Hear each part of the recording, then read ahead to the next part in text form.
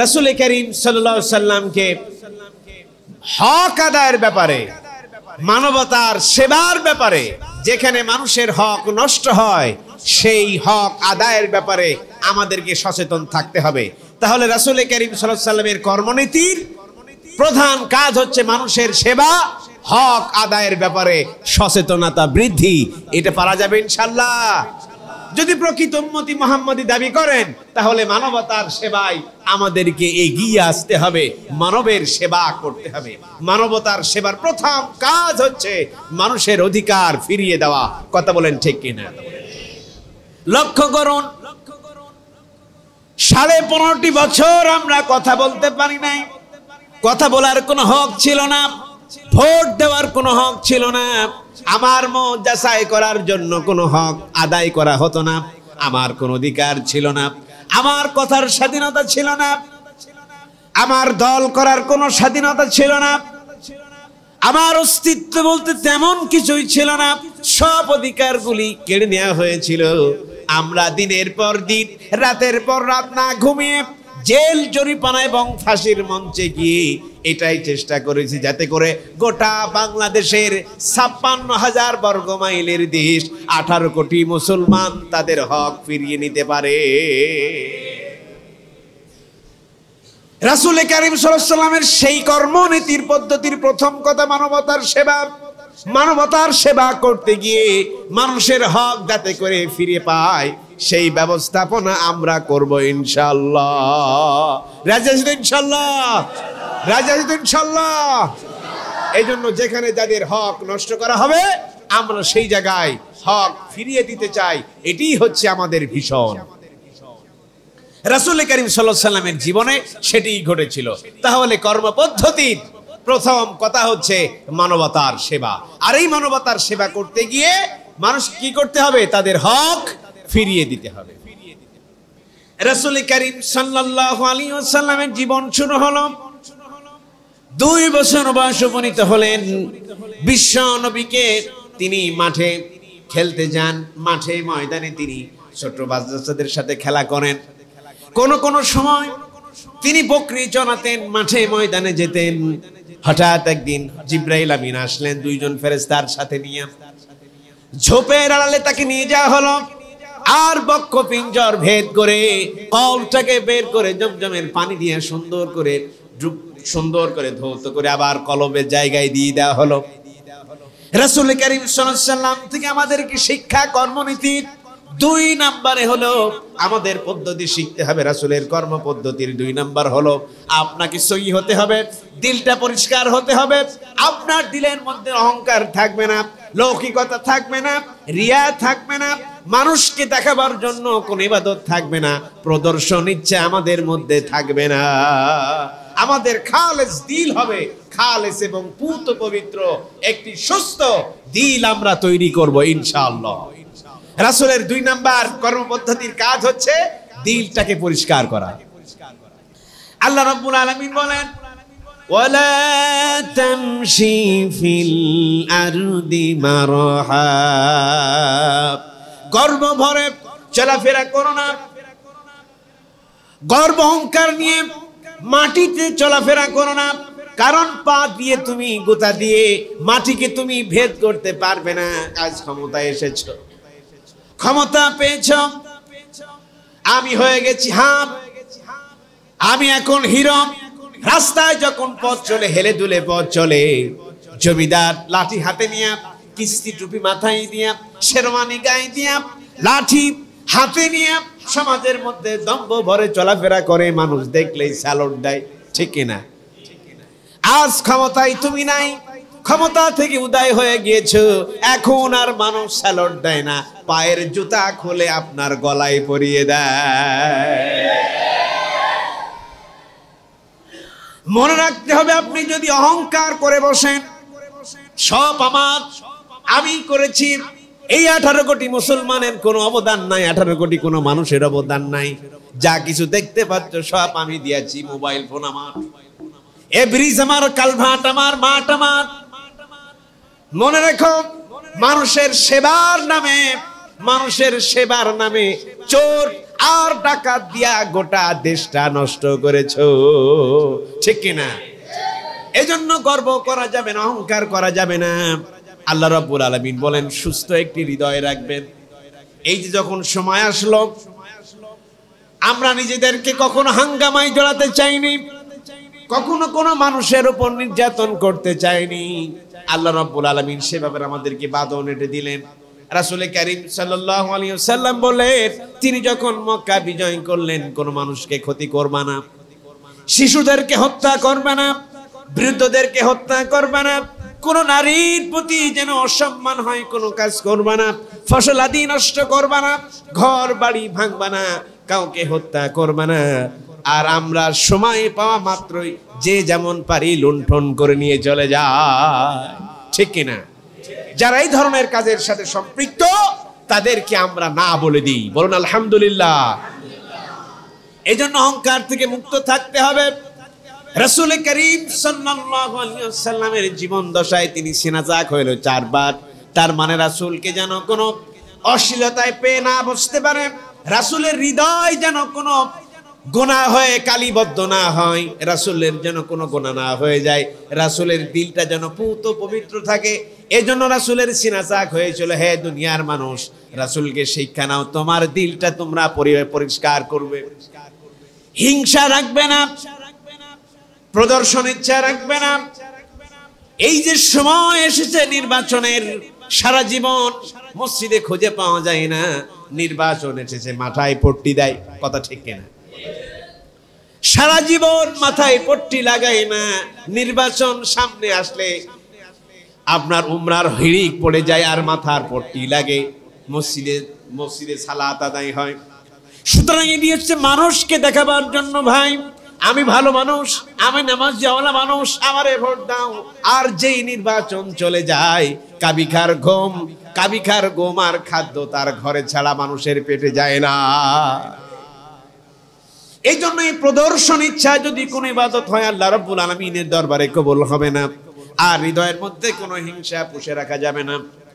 অপরের সন্তান ভালো চাকরি করে, পাশের বাড়ি সলিমদ্দি কলিমদ্দি, একতলা বাড়ি হয়, 2 তলা বাড়ি হয়, আর আমার টিনের ঘর থেকে আজ পর্যন্ত ছাদটা পর্যন্ত জোটে না। আল্লাহ রাব্বুল আলামিন আমাকে কি চোখে দেখে না? বলো না এমন? এই হিংসা বিদ্বেষ পুষে রাখা যাবে না। লক্ষ্য করুন, আপনার মধ্যে যদি হিংসা বিদ্বেষ লুকিয়ে থাকে, রাসূল করিম সাল্লাল্লাহু আলাইহি ওয়াসাল্লাম বলে দিলেন, যদি তোমার মধ্যে হিংসা থাকে তাহলে একটি শুকনা খড়কুটা আগুন ধরিয়ে দিলে, আগুন যেমন শুকনা খড়কুটাকে পুড়িয়ে ছাইভস্ম করে দেয়, আপনার মধ্যে থেকে যদি আপনার মধ্যে যদি হিংসা থেকে থাকে, তাহলে যত ভালো আমলগুলি রয়েছে, এই হিংসা থাকার কারণে সমস্ত ভালো আমলগুলি পুড়িয়ে ছারখার করে দেবে। এই জন্য হিংসা করা যাবে না। হিংসা করা যাবে? হিংসা করা যাবে। রাসূল কারীম সাল্লাল্লাহু আলাইহি ওয়াসাল্লাম এভাবে তিনি ভাষণ দিচ্ছেন সাহাবাদেরকে সামনে নিয়ে। হঠাৎ একজন সাহাবী পিছন দিক থেকে চলে যায়, রাসূল করিম সাল্লাল্লাহু আলাইহি ওয়াসাল্লাম আঙ্গুল দিয়ে ইশারা করলেন, দেখো দেখো ওই যে জান্নাতি মানুষ চলে যায়। হযরত ওমর রাদিয়াল্লাহু তাআলা আনহু তিনি ওই ব্যক্তির পিছনে পিছনে ছুটলেন, দেখি না তার ইবাদত কেমন, কোন কোন ইবাদতের কারণে। রাসূল বললেন, লোকটি জান্নাতি, এখনো বেঁচে আছেন, বেঁচে থাকা অবধি জান্নাতের সার্টিফিকেট পেয়ে গেল। হযরত ওমর পিছনে পিছনে ছুটলেন, দীর্ঘ 1 সপ্তাহ পর্যবেক্ষণ করলেন, তার কোনো তেমন ইবাদত তিনি খুঁজে পেলেন না। না আছে তার মধ্যে তেমন তাহাজ্জুদ পড়ার অভ্যাস, তিনি শুধুমাত্র 5 ওয়াক্ত সালাত আদায় করেন, তেমন কোনো বাড়তি কোনো ইবাদত খুঁজে পেলেন না। হযরত ওমর লোকটিকে জিজ্ঞাসা করলে বললেন, ভাই আমি তোমার মধ্যে তেমন কোনো ইবাদত, বেশি অতিরিক্ত কোন ইবাদত খুঁজে পেলাম না, কিন্তু রাসূল তো বলেছেন তুমি জান্নাতি, কারণটা কি জানতে চাই? তিনি বললেন, ভাই আমি যখন ঘুমাতে যাই, হৃদয়ের স্থল থেকে আমি সমস্ত মানুষকে ক্ষমা করে দিই, আর আমার হৃদয়ের মধ্যে কারোর প্রতি হিংসা বিদ্বেষে রাখি না। এই হিংসা বিদ্বেষ না রাখার কারণে রাসূল করিম সাল্লাল্লাহু আলাইহি ওয়াসাল্লাম বললেন, লোকটি জান্নাতি। হে দুনিয়ার মানুষ শুনে রাখো, রাসূল করিম সাল্লাল্লাহু আলাইহি ওয়াসাল্লাম আমাদেরকে আদেশ দিলেন, হে আমার উম্মতেরা, হিংসা মুক্ত যদি একটি কলব আর হৃদয় তৈরি করতে পারো, তাহলে বেঁচে থাকা অবধি তোমরা জান্নাতের সার্টিফিকেট পেয়ে যাবে। সুবহানাল্লাহি ওয়া বিহামদিহি সুবহানাল্লাহিল আযীম। এইজন্য রাসূল করিম সাল্লাল্লাহু আলাইহি ওয়াসাল্লামের কর্মনীতির দ্বিতীয় নাম্বার পদ্ধতি হলো যে আমরা হৃদয়টাকে খালেস করতে হবে, যার ইবাদত ইখলাসপূর্ণ ইবাদত করতে হবে। যেহেতু আল্লাহ রাব্বুল আলামিন বলছেন, যারা ইখলাসপূর্ণ ইবাদত করে ওগুলোকে খুঁজে খুঁজে আল্লাহ রাব্বুল আলামিন জান্নাতে দান করবেন। এজন্য আমরা আসুন একটি সহৃদয় তৈরি করি, যার মধ্যে থাকবে হিংসা থাকবে না, যার মধ্যে চকলখুরি থাকবে না, যার মধ্যে বদমাইশি থাকবে না, যার মধ্যে গালিগালাজ থাকবে না, পুত পবিত্র একটি হৃদয় আমরা তৈরি করি। রাসূল করিম সাল্লাল্লাহু আলাইহি ওয়াসাল্লাম বড় হতে লাগলেন। 6 বছর বয়সে তিনি উপনীত হলেন। 6 বছর বয়সে তিনি মাকেও হারিয়ে ফেললেন। রাসূলের জীবনটা অত্যন্ত কঠিন হয়ে গেল। দাদা আব্দুল মুত্তালিবের ঘরে তিনি লালিত পালিত হতে শুরু করলেন। কিছুদিন পর দাদা আব্দুল মুত্তালিব চলে গেলেন। চাচা আবু তালিবের ঘরে তিনি এখন লালন পালন হচ্ছেন। রাসূল করিম সাল্লাল্লাহু আলাইহি ওয়াসাল্লাম 15 বছর বয়সে তিনি উপনীত হলেন। সমাজ দেখলেন তিনি বিশৃঙ্খলতা, গোত্রে গোত্রে দ্বন্দ্ব। যেমন জর্দার বিশ্বাসকে দেখতে পারে না, বিশ্বাস গোষ্ঠী জর্দারকে দেখতে পারে না, যেমন মন্ডল গোষ্ঠী জর্দারকে দেখতে পারে না, জর্দার দা মন্ডলের বাড়িতে যায় না, আছে না নাই? আছে না? এমন মুন্সি আশেপাশে বহুত কথা শুনেছেন, বহুত বদনাম শুনেছেন। একটু আসুন, দেখুন, বুঝুন, তারপরে আপনারা নিজের ডিসাইড করুন কথা ঠিক কিনা। বললে হবে না শিবির রজ্ঞাটে। দুঃখ হয় রাতের আধারে শিবিরের কন্দল দেখলে আপনি তাজ্জব হয়ে যাবেন।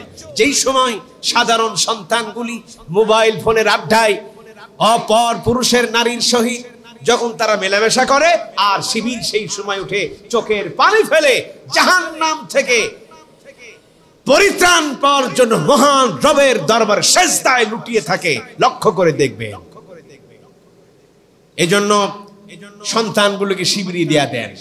যদি জামাই নিতে চান, শিবিরওয়ালা জামাই নিবেন। প্রথম শর্ত, তুমি শিবির করো কিনা। মেয়েকে কোনোদিন কষ্ট দিবে না, ইনশাআল্লাহ কোনোদিন কষ্ট দিবে না।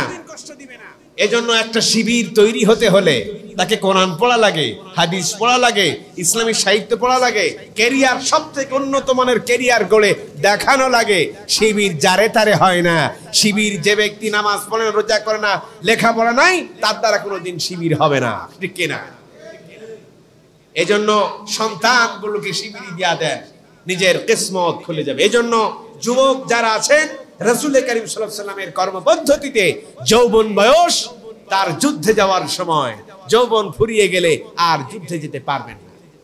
এজন্য যৌবন বয়সে আল্লাহ রাব্বুল আলামিনের কথার দিকে ধাবিত হন, জীবনটাকে ইসলামের কায়দায় সাজান। রাসূল করিম সাল্লাল্লাহু আলাইহি ওয়াসাল্লামের তৃতীয় নাম্বার কর্মপদ্ধতি, যখন যৌবন জীবন হবে তখন ইসলামের দিকে দীক্ষিত হবে। পারা যাবে ইনশাআল্লাহ? পারা যাবে ইনশাআল্লাহ? পারা যাবে। রাসূল করিম সাল্লাল্লাহু আলাইহি ওয়াসাল্লামের বয়স হলো 25। বিবাহ শাদীতে তিনি উপনীত হবেন। মা খাদিজাতুল কুবরা রাদিয়াল্লাহু তাআলা আনহার সহিত তিনি বিবাহ হলেন। বয়স তার 40। রাসূল করিম সাল্লাল্লাহু আলাইহি ওয়াসাল্লাম গোটা বিশ্ববাসীকে জানালেন, শোনো, বিজ্ঞান সম্মত কথা, যারে তারে ঘরে এনো না, ঘরে শান্তি হবে না। ইচ্ছা মতো আমরা পার্কে ঘুরি, ইচ্ছা মতো হাত ধরে ঘুরে বেড়াই, কিন্তু যখন বাড়িতে নিয়ে আসার সময় হয় আমরা খুঁজে খুঁজে ভালোটা নিয়ে কথা বলেন, ঠিক কিনা? মনে রাখবেন, আল্লাহ রাব্বুল আলামিন ঘোষণায় তিনি করে দিলেন, যে ব্যক্তি জিনাকার, চরিত্রহীনা, তার পাত্র খুঁজে খুঁজে চরিত্রহীনার সাথে পাত্র, তার সৎ পাত্রে পাত্রচ্যুত করে দাও। যার চরিত্র খারাপ তার সাথে চরিত্রহীনতার বিয়ে দিয়ে দাও। একজনের চরিত্র ভালো আর একজন চরিত্র খারাপ, এই দিকে তোমরা বিবাহ বন্ধন আবদ্ধ হয়েও না। যার চরিত্র ভালো তাকে দেখে দেখে দেখে ভালো মেয়ে দেখে তাকে বিবাহ দিয়ে দাও, আর যার চরিত্র খারাপ তার খারাপ মেয়ের সাথে বিবাহ দাও। আইন কার? বলেন আইন কার? ভয় পাচ্ছেন সবাই ধরা খেয়ে যাবেন, ঠিক কিনা? যখন বাড়িতে নিয়ে আসতে চাই, ভালো পাত্রীকে চাই, লক্ষ্য করে দেখবেন নিজে ভালো কিনা। আগে নিজেরটাকে যাচাই করে দেখবেন আমি ভালো কিনা, তা যাচাই হয় না, কিন্তু ঘরে নিয়ে আসতে চাই ভালোটা। লক্ষ্য করেন, যে ব্যক্তিটি, যে মা জীবন রাস্তায় বেপরদাহীনতায় ঘুরে বেড়ায়, কোনোদিন বিবাহ করবেন না। আর মাদেরকে বলি, যার মুখে দাড়ি নেই ওই ছেলেকে কখনো বিবাহ করবেন না, শান্তি হবে না। রাসূল করিম সাল্লাল্লাহু আলাইহি ওয়াসাল্লাম যে ব্যাপারটি বলেছেন, রাসূল করিম সাল্লাল্লাহু আলাইহি ওয়াসাল্লাম বললেন পর্দা করে কিনা, নীতি নৈতিকতা ভালো কিনা, বংশ ভালো কিনা, তার সুন্দর আছে কিনা, তার অর্থনৈতিক ব্যবস্থাপনা ভালো কিনা, চারটি বিষয় লক্ষ্য করুন। সবার আগে প্রাধান্য দেবেন তার নৈতিকতা আছে কিনা। একটু যদি চামড়াটা সাদা হয়, ফাল করে ঘুরে ঘুরে বেড়ান, 1 মাস 2 মাস 3 মাস পর আসলে আপনাকে ফেলে রেখে চলে যাবে, কোনোদিন আপনার খোঁজ দিবে না। কিন্তু যদি নীতি নৈতিকতা ভালো হয়, বিশ্বাস করুন সারা জীবন আপনাকে আঁকড়ে ধরে রাখবে, কোনোদিন বিচ্ছিন্ন হয়ে যাবে না।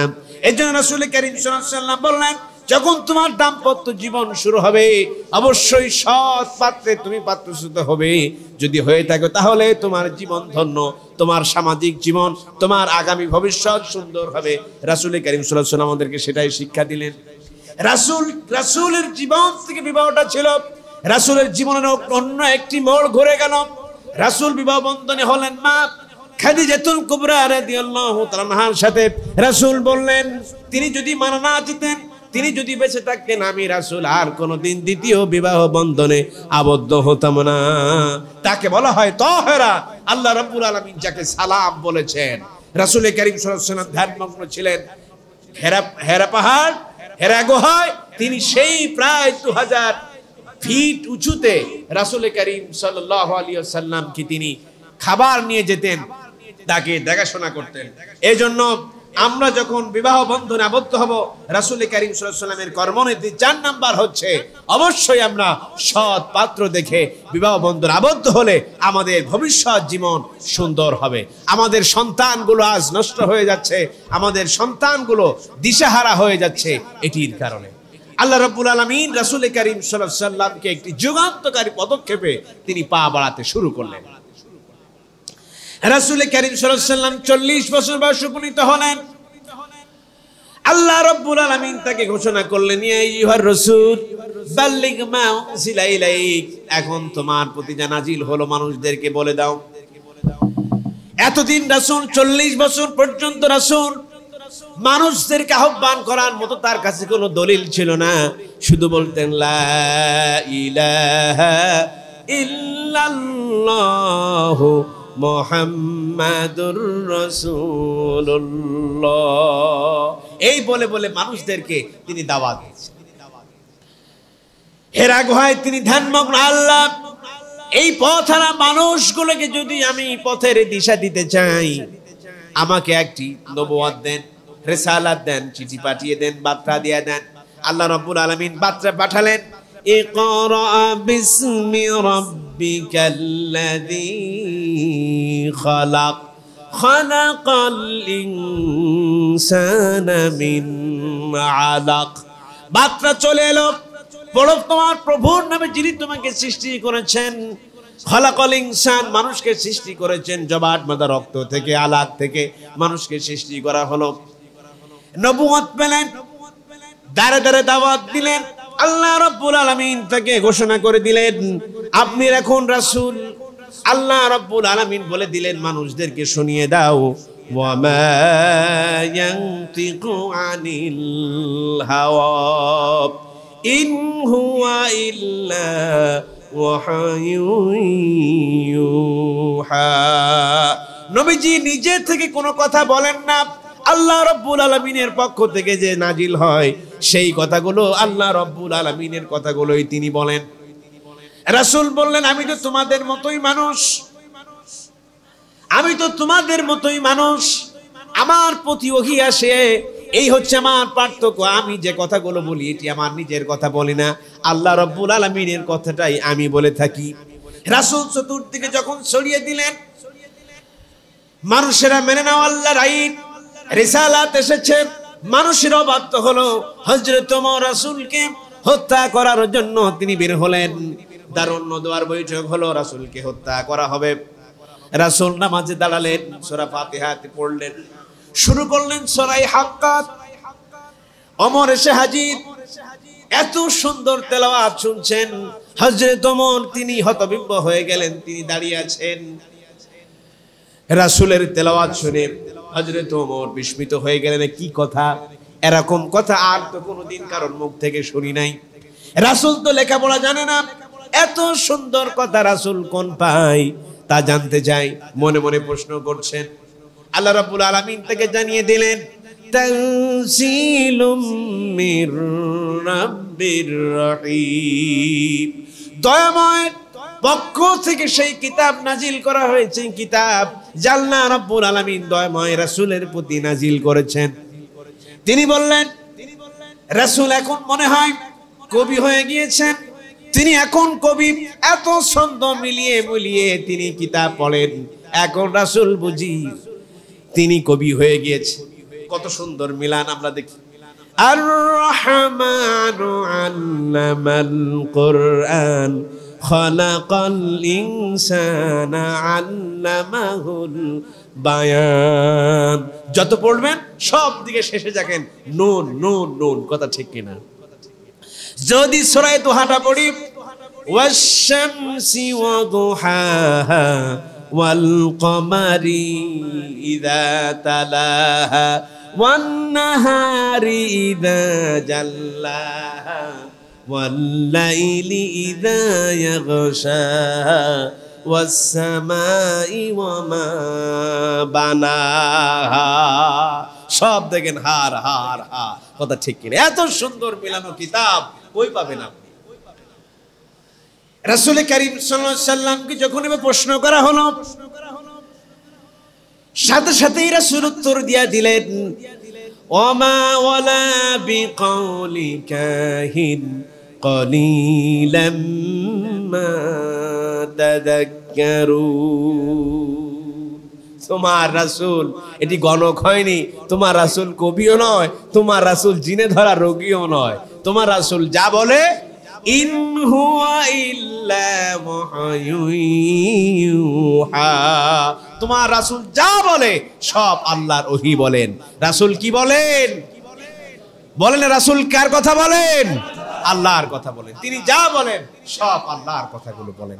এজন্য রাসূল তিনি হতভম্ব হলেন। হযরত ওমর এখন হত্যা করবেন, রাসূলের কথা শুনে তিনি থমকে দাঁড়ালেন।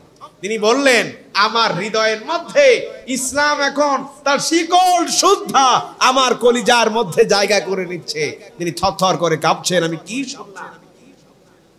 রাসূল কারীম সাল্লাল্লাহু আলাইহি সাল্লাম কোরআন তেলাওয়াত করছেন, উল উহিয়া ইলাইয়া আন্নাহু ইসতামাআ নাফারুম মিনাল জিন।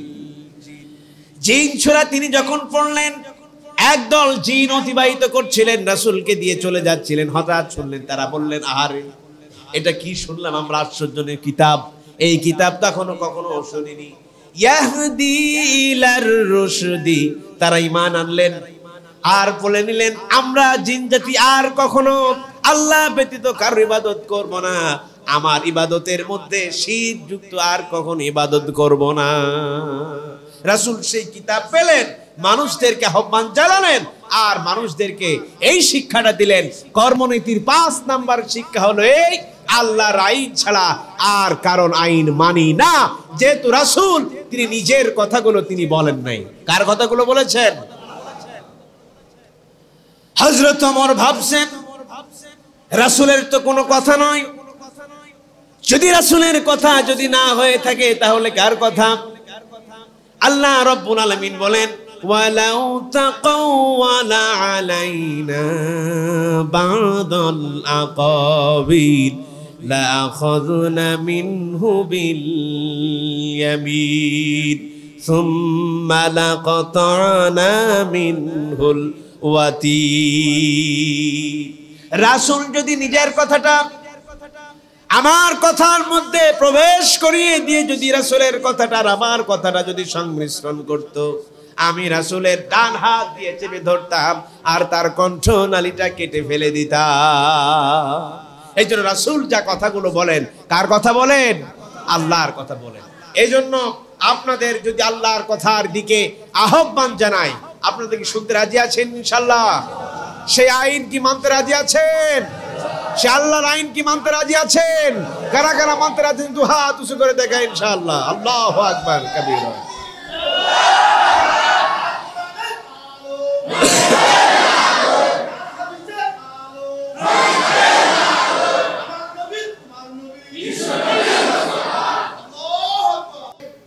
উদাত্ত কণ্ঠে আহ্বান জানিয়ে বলছেন, যদি লা ইলাহা ইল্লাল্লাহ যদি তুমি গ্রহণ করে থাকো, তাহলে অবশ্যই আল্লাহ ছাড়া কোনো বিধানদাতা নেই, আল্লাহ ছাড়া কোনো আইনদাতা নেই।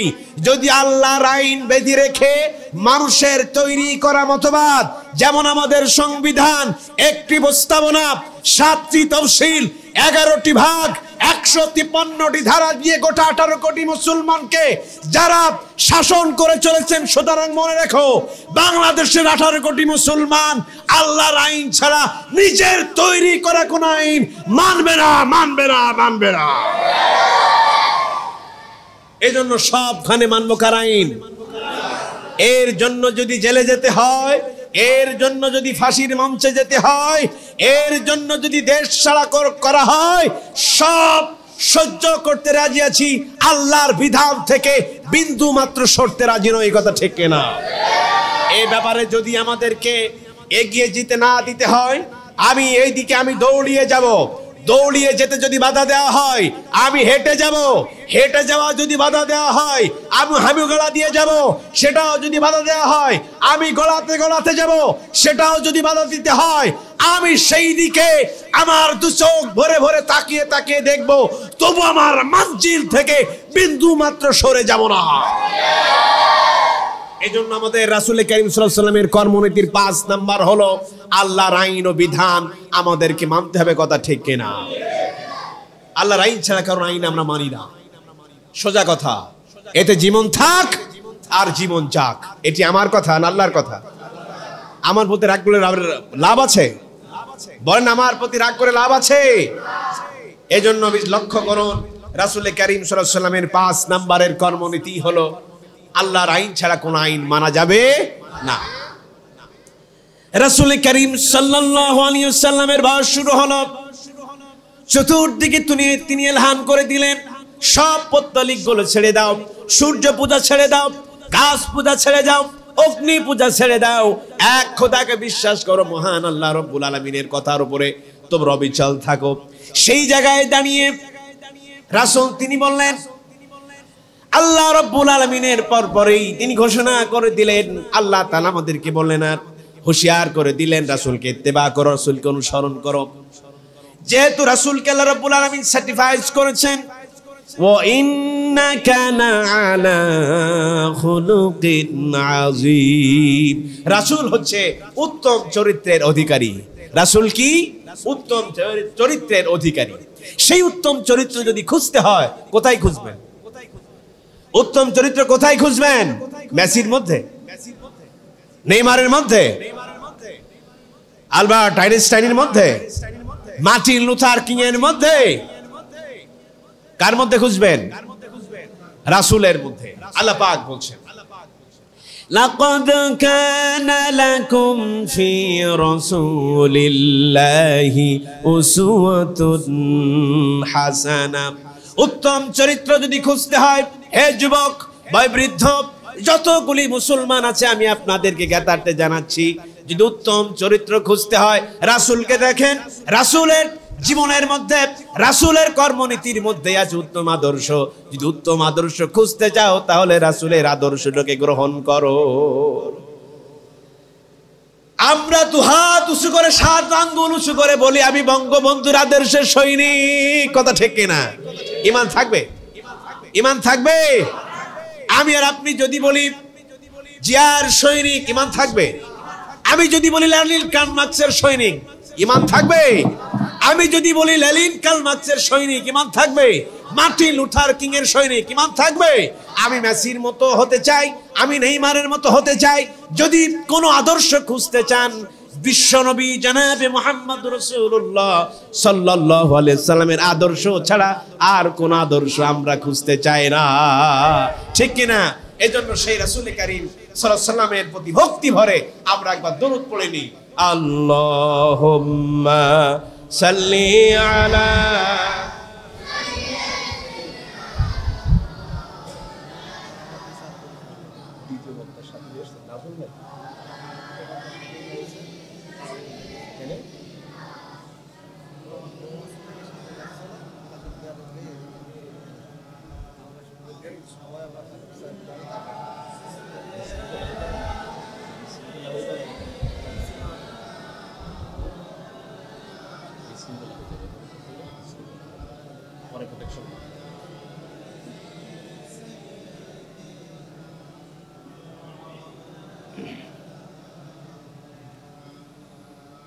সাল্লাল্লাহু আলাইহি সাল্লাম। এজন্য আমরা রাসূলের আদর্শ ছাড়া আমরা আর কোন আদর্শ গ্রহণ করব না। কোন ব্যক্তি আমাদের আদর্শ হতে পারে না এক রাসূল ছাড়া। যে কেউ হতে পারে, রাসূল ছাড়া কোন আদর্শকে যদি গ্রহণ করেছেন তার ঈমান থাকবে না। আজকে ক্ষমতার জোরে হয়তোবা চাপিয়ে দিতে পারেন, কোনো সমস্যা নাই, কিন্তু রাসূল ছাড়া আর কোন আদর্শ আমরা গ্রহণ করতে রাজি নই। আল্লাহ রাব্বুল আলামিন তার হাবিবকে ডাকলেন আর বললেন, সুবহানাল্লাযী ইয়াসরা বিআবদিহি লাইলাম মিনাল মাসজিদিল হারাম ইলাল মাসজিদিল আকসাল্লাযী বারাকনা হাওলাহু লিনুরিয়াহু মিন আয়াতিনা। রাসূলের জীবনে এক যুগান্তকারী জিনিস ঘটে গেল। রাসূলকে ডাকলেন, মসজিদে হারাম থেকে মসজিদ আকসা পর্যন্ত নিলেন, আকসা থেকে আরশে আজিম নিয়ে গেলেন, আর আল্লাহ রাব্বুল আলামিনের সাথে কথোপকথন হলো। ইয়া রাসূলুল্লাহি, ইয়া হাবিবাল্লাহ, সেন আপনার সাথে এখন কথোপকথন হবে। রাসূল কারীম সাল্লাল্লাহু আলাইহি ওয়াসাল্লাম বললেন, আত-তাহিয়াতু লিল্লাহি ওয়াস-সালাওয়াতু ওয়াত-তাইয়্যিবাত, আসসালামু আলাইকা আইয়ুহান নবী। আল্লাহ রাব্বুল আলামিনের সাথে কথোপকথন হচ্ছে। আল্লাহ পর্দার ওপাশে, রাসূল এপাশে, কথোপকথন হলো। তাশাহুদে আমরা যা যা পড়ি, মহান আল্লাহ রাব্বুল আলামিন আরশে আজিমে গেলেন, আল্লাহর সাথে যা যা কথাগুলো বলেছেন সেই কথাগুলো রেকর্ড করে আমাদের নামাজের মধ্যে আল্লাহ রাব্বুল আলামিন প্রবেশ করিয়ে দিলেন আর বললেন, রাসূল আমার সাথে কথা বলেছেন, আর আমার বান্দাগুলি আমার সাথে কথা বলতে তারা বঞ্চিত হবে, তা হতেই পারে না। তোমরা যখন তাশাহুদ পড়বে বৈঠকে বসে বসে, তাশাহুদ পড়া মানে মহান আল্লাহ রাব্বুল আলামিনের সাথে কথা বলা। রাসূল দুনিয়া আসলেন, 5 ওয়াক্ত সালাত নিয়ে আসলেন, আর বান্দাদেরকে বলে গেলেন, হে দুনিয়ার মানব মণ্ডলী, শুনে রাখো, এই 5 ওয়াক্ত সালাত যদি পড়ে রাখতে পারো, একটি মানুষ যদি তার সামনে 5টি পুকুর থাকে, এই 5টি পুকুরে যদি একটি একটি করে পুকুরে যদি গোসল করতে থাকে, শেষ পুকুর থেকে গোসল করে উঠলে তার গায়ে যেমন কোনো ময়লা থাকতে পারে না, 5 ওয়াক্ত সালাত যদি মানুষের আদায় করে তার কোনো গুনাহ থাকতে পারে না। এজন্য রাসূল কারীম সাল্লাল্লাহু আলাইহি ওয়াসাল্লামের আদিষ্ট হয়েছিলেন সালাত আদায় করা। 5 ওয়াক্ত সালাত রাসূল কারীম সাল্লাল্লাহু আলাইহি ওয়াসাল্লামের ষষ্ঠ কর্মনীতির মধ্যে 5 ওয়াক্ত সালাত আদায় করতে হবে। রাসূল কারীম সাল্লাল্লাহু আলাইহি ওয়াসাল্লামকে আদেশ করা হলো, মক্কা থেকে তিনি বিতাড়িত হলেন, মদিনায় চলে গেলেন।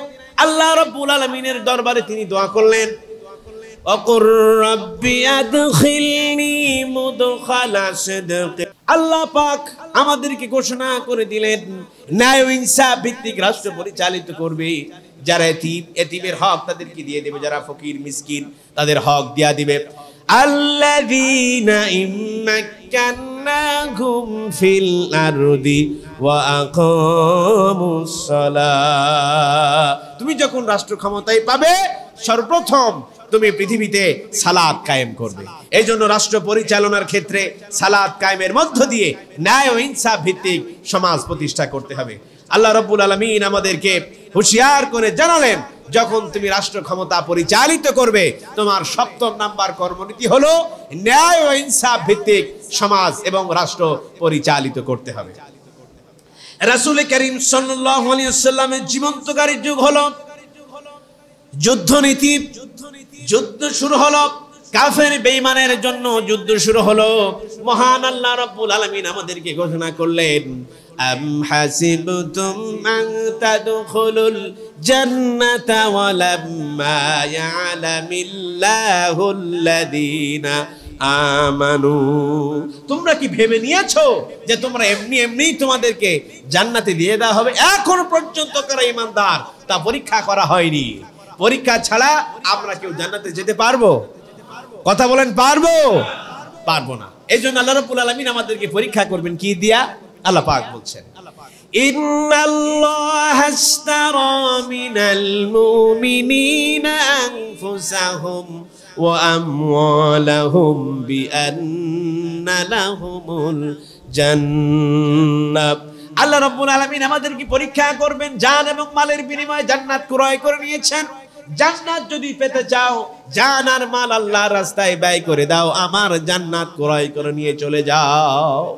অন্যত্র আল্লাহ রাব্বুল আলামিন বলেন, ওয়ালা নাবলুওয়ান্নাকুম বিশাইইম মিনাল খাউফি ওয়াল জু'i ওয়া নাকসিম মিনাল আমওয়ালি ওয়াল আনফুসি ওয়াত তামারাত। আল্লাহ রাব্বুল আলামিন আমাদেরকে ভয় দেখিয়ে, খোদা দিয়ে, জানমালে হরণ করে, ফসল আদি নষ্ট করে আমাদেরকে পরীক্ষা করবেন, জীবন নস্যাৎ করে আমাদেরকে পরীক্ষা করবেন। সেই পরীক্ষায় দুর্নীত হতে চাও, যদি বিপদ আসবে, বালা মুসিবত আসবে, সেই বালা মুসিবতে তুমি তোমার রবের প্রতি ধৈর্য ধারণ করবে, এটি হচ্ছে তোমাদের পরীক্ষা। এই জন্য রাসূল করিম সাল্লাল্লাহু আলাইহি ওয়াসাল্লামের জীবনে যুগান্তকার একটি পরীক্ষা হলো যুদ্ধ দিয়া মানুষের জান এবং মালের ক্ষয়ক্ষতি করে আল্লাহ রাব্বুল আলামিন ঈমানদারিত্ব খুঁজে নেবেন। এজন্য রাসূল করিম সাল্লাল্লাহু আলাইহি ওয়াসাল্লামের কর্মনীতির ৮ম কর্মনীতি হলো বিপদ আপদ এবং কোরবানি, যেটাকে বলা হয় কোরবানি করতে হবে সেই আল্লাহ রাব্বুল আলামিনের দরবারে। রাসূল করিম সাল্লাল্লাহু আলাইহি ওয়াসাল্লামের দরবারে কিছু মানুষ আসলেন আর বললেন, ইয়া রাসূলুল্লাহ, আমরা আপনার হাতে বায়াত গ্রহণ করতে চাই। রাসূল করিম সাল্লাল্লাহু আলাইহি ওয়াসাল্লাম বললেন, বুঝে শুনে দাওয়াতটা কবুল করো। যদি ইসলাম কবুল করো, মানুষ তোমাকে মারবে, মানুষ তোমাকে পিটি দেবে, মানুষ তোমাকে জেলে ভরবে, এখন কি করবে? রাসূলকে তারা আদেশ করলেন না। রাসূলকে তারা আশার বাণী শোনান, বললেন, ইয়া রাসূলুল্লাহি, ইয়া হাবিবাল্লাহ, জীবন থাকতে কখনো ইসলামের পথ ছেড়ে দিব না। এজন্য আমাদেরকে বায়াত গ্রহণ করতে হবে। এজন্য ইসলামের কাছে নিজের জীবনকে সঁপে দিতে হবে আর বলতে হবে, ইন্নী ওয়াজ্জাহাতু ওয়াজহিয়া লিল্লাযী ফাতারাস সামাওয়াতি ওয়াল আরদ হানিফাও ওয়া মা আনা মিনাল মুশরিকিন। আমার সম্মুখ ভাগ রেখে আমি আল্লাহর দিকে চললাম, যিনি আকাশ এবং জমিনের মালিক, আমি সেই দিকে চললাম। আর আমি ঘোষণা করে দিলাম আমি মুশরিকদের অন্তর্ভুক্ত নয়। যখন আমি পথ চললাম আর বললাম, কুল ইন্না সালাতি ওয়া নুসুকি ওয়া মাহায়ায়া ওয়া মামাতি লিল্লাহি রাব্বিল আলামিন। আমার জীবন, আমার মরণ, আমার বেঁচে থাকা, আমার মরে যাওয়া, আমার সালাত, আমার কুরবানি সেই মহান রবের জন্য আমরা দিয়ে দিলাম। এই ব্যাপারে আমরা সবাইকে সমর্থন করি ইনশাআল্লাহ। মহান আল্লাহকে আমার নামাজ, আমার কুরবানি, আমার বেঁচে থাকা, আমার মরে যাওয়া আমরা কি আল্লাহকে দিতে পারি? আমরা কি আল্লাহকে দিতে পারি? কারা কারা দিবেন? তো হাত উঁচু করে দেখেন আল্লাহকে। আল্লাহু আকবার কবীর, হাত নামা। আমরা আল্লাহ রাব্বুল আলামিনের দরবারে নিজেকে সঁপে দিয়ে দেব। এটি হবে আমাদের ৯ নম্বরের কর্মনীতির বাস্তবায়ন। মহান আল্লাহ রাব্বুল আলামিনকে আমরা দিয়ে দেব। ১০ম সর্বশেষ কর্মনীতির বাস্তবায়নে আমরা চলে এসেছি। রাসূল করিম সাল্লাল্লাহু আলাইহি ওয়াসাল্লাম অন্তিম কালে আমাদেরকে তিনি যেটা জানিয়ে গেলেন, খুব চূড়ান্ত কথা নিয়ে মন দিয়ে শুনবেন। আমি কনক্লুশনে চলে এসেছি, শেষ হয়ে যাবে ইনশাআল্লাহ। ১০ নম্বর কর্মনীতি আল্লাহ রাব্বুল আলামিন আমাদেরকে জানালেন, اليوم أكملت لكم دينكم وأتممت عليكم نعمتي ورضيت لكم الإسلام دينا শেষ হয়ে গেল আজ দিনটাকে পূর্ণ হয়ে গেল কমপ্লিট করে দিলাম রাসূল বললেন আমি দুটি জিনিস তোমাদের মধ্যে রেখে যাচ্ছি একটি হলো কোরআন আর একটি হলো আমার সুন্নাত হাদিস যতদিন পর্যন্ত এই দুটি জিনিস তোমরা আঁকড়ে ধরতে পারবে ততদিন পর্যন্ত তোমরা তোমাদেরকে কেউ পথভ্রষ্ট করতে পারবে না রাসূলের কর্মনীতির বাস্তবায়নের ক্ষেত্রে আল্লাহ পাক রাসূলকে ঘোষণা করে দিলেন রাসূল বলে দাও আজ দিন পূর্ণ হয়ে গেল ইসলাম পূর্ণ হয়ে গেল সমাজ কিভাবে চালাবে কিভাবে ভাত খাবে কিভাবে রান্নাঘর চালাবে কিভাবে সংসার চালাবে কিভাবে সমাজ চালাবে সব বিষয় আজকে তোমাদেরকে কমপ্লিট করা হলো আর বলা হলো ওয়ামাইয়াবতাগি গায়রাল ইসলামি দীনান ফালাই ইউকবালা মিন ইসলাম ব্যতীত যদি অন্য কোনো ধর্ম গ্রহণ করে থাকো তাহলে অন্য কোনো ধর্ম তোমাদেরকে গ্রহণ করা হবে না এবং 10 নম্বর কোন বাস্তবায়ন হচ্ছে রাসূল করিম সাল্লাল্লাহু আলাইহি ওয়াসাল্লাম বললেন আমি দুটি জিনিস তোমাদের মাঝে রেখে যাচ্ছি একটি হলো কোরআন আর একটি হলো হাদিস এই দুটি জিনিস যতদিন পর্যন্ত তোমরা আঁকড়ে ধরবে ততদিন পর্যন্ত তোমরা থাকবে সফল কাম এইজন্য কোরআন এবং হাদিসের উপরে আমাদেরকে অবিচল থাকতে হবে রাসূল করিম সাল্লাল্লাহু আলাইহি ওয়াসাল্লামের ছিল এই 10 নম্বর কর্ম নীতি এবং তার বাস্তবায়ন এই 10টি কর্মনীতি যদি আমার জীবনে আমরা বাস্তবায়িত করতে পারি মহান আল্লাহ রাব্বুল আলামিনের জান্নাতি মানুষ হিসাবে আমরা সাব্যস্ত হবে ইনশাআল্লাহ আল্লাহ রাব্বুল আলামিন আমাদেরকে রাসূল করিম সাল্লাল্লাহু আলাইহি ওয়াসাল্লামের এই কর্মনীতি বাস্তবায়িত করার তৌফিক দান করুক আমরা সকলেই বলছি আল্লাহুম্মা আমিন মহান আল্লাহ রাব্বুল আলামিনের ঘোষিত বাণী অনুযায়ী রাসূল করিম সাল্লাল্লাহু আলাইহি ওয়াসাল্লামের তিনি আগমনের বার্তায় আমরা বসেছি রাসূলের জীবন সম্পর্কে কথা শোনার জন্য রাসূলের মিলাদ জন্মদিন এটি পালন করা ঠিক নয় এটি একটি বেদাত আমরা জন্মদিন পালন করতে আসিনি আমরা এসেছি রাসূলের সিরাত বলতে রাসূলের কর্ম বলতে রাসূলের কর্ম পদ্ধতি এবং তা বাস্তবায়ন করার জন্য তার শিক্ষা নিতে এসেছি কথা বলেন ঠিক কিনা এজন্য যারা এই সিরাত মাহফিলের আয়োজন করেছেন অক্লান্ত পরিশ্রম করে সেই যুবক ভাইদের এবং এই সুবদিয়া ঈদগাহ পাড়ার যুবক ভাইদেরকে আমরা ধন্যবাদ জানাচ্ছি এই রকম একটি মাহফিল আমাদের মাঝে উপহার দেওয়ার জন্য এবং সেই সাথে সাথে তাদের জন্য দোয়া করছি আল্লাহ রাব্বুল আলামিন যেন তাদেরকে দ্বীনের দায়ী হিসেবে কবুল করুক আমরা সকলেই বলছি আল্লাহুম্মা আমিন সম্মানিত উপস্থিতি এখন আমরা দোয়া এবং মুনাজাতের দিকে এগিয়ে যাব মুনাজাতের আগ মুহূর্তে দিয়ে আমরা সকলেই বিসমিল্লাহির সহিত সূরা ফাতিহা একবার তেলাওয়াত করি সূরা ইখলাস 3 বার তেলাওয়াত করি সূরা ফালাক